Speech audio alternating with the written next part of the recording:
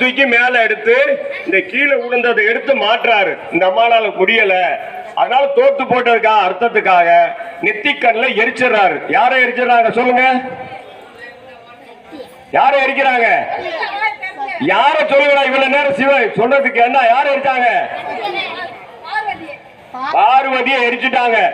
சக்தியை எரிச்ச உடனே எரிச்ச சாம்பல் 6 பிண்டம் ஆயிருது. அறிந்த பிண்டம், அறியாத பிண்டம், தெரிந்த பிண்டம், தெரியாத பிண்டம்னு ஆயிருது. சத்தவர்கள் செய்யறாங்கல்ல, அந்த பிண்டம் 6 குழந்தை ஆயிருது.